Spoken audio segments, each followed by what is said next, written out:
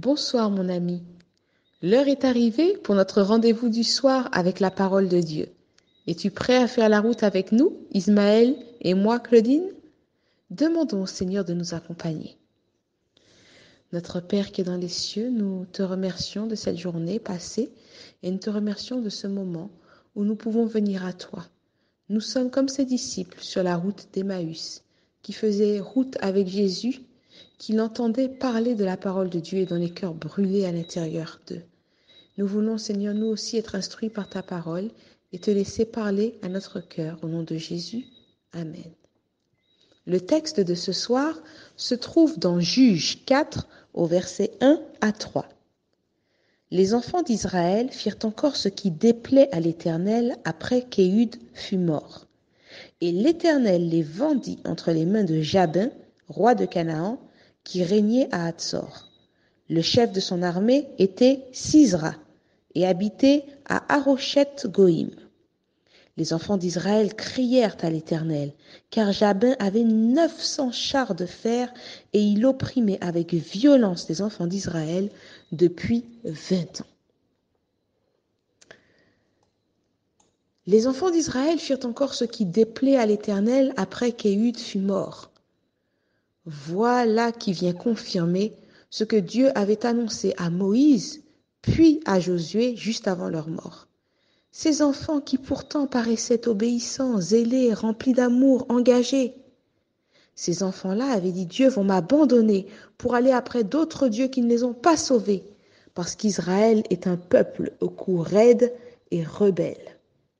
Quelle triste nature du peuple de Dieu. Malgré l'histoire, malgré l'expérience de leurs parents et de leurs grands-parents, les nouvelles générations allaient décider de vivre leur propre expérience, de faire des choses à leur manière, d'abandonner la parole de Dieu, de faire en quelque sorte le contraire de ce que Dieu avait ordonné à Josué. Te rappelles-tu? Ces paroles que je t'enseigne ne doivent pas s'éloigner de ta bouche, ni de ton cœur. Mets-les en pratique, enseigne-les à tes enfants.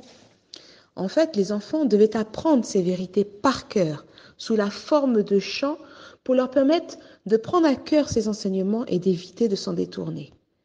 Malgré cela, Israël choisit de faire ce qui déplaît à l'Éternel.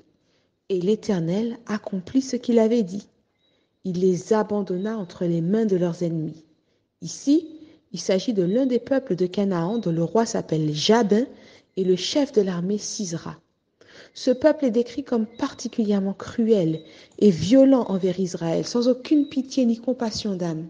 Il possédait 900 chars de fer et cela faisait 20 ans qu'il opprimait le peuple, sans que personne ne vienne à son secours.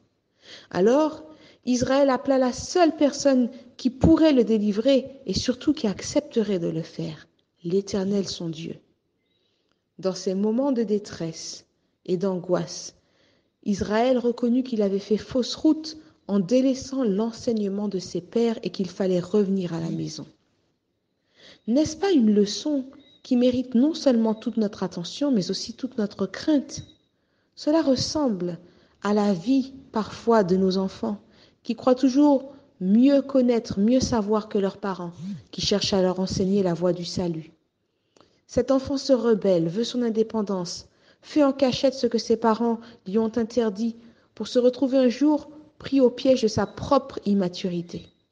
Combien de vies n'ont-elles pas été brisées, gâchées par ce type de comportement?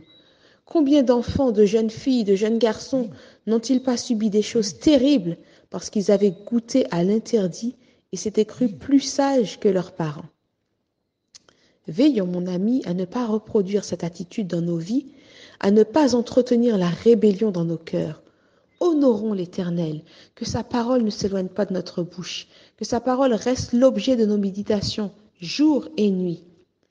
De même, instruisons nos enfants et mettons-les en garde contre ce genre de comportement. Avertissons-les des conséquences désastreuses auxquelles ils s'exposent s'ils choisissent la voie de la désobéissance. C'est là le devoir de tout parent. C'est là le devoir de tout croyant.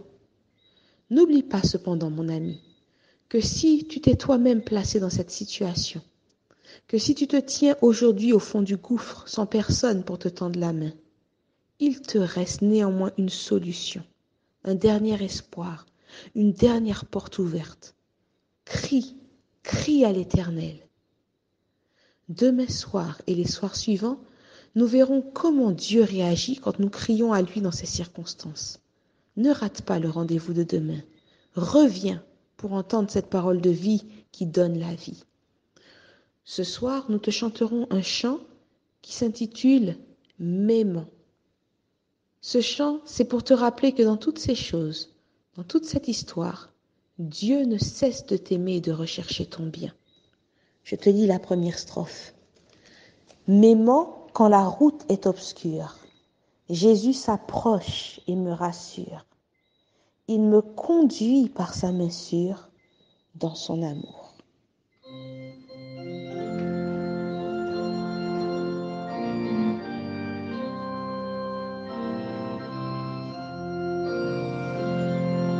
M'aimant quand la route est obscure, Jésus s'approche et me rassure.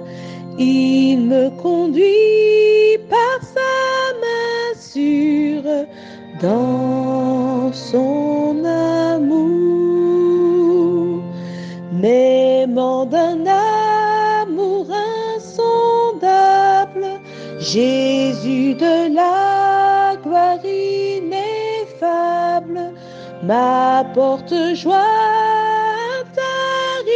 intarissable dans son amour. M'aimant pendant les jours d'orage, quand mon ciel n'est qu'un noir nuage, Jésus me sauve du naufrage dans son amour. M'aimant dans ce monde où tout passe, où tout comme un rêve s'efface, dans son cœur Jésus me fait place, dans son amour. M'aimant dans la gloire suprême, de la crèche à la croix il m'aime. Hier, aujourd'hui, toujours le même, dans son amour.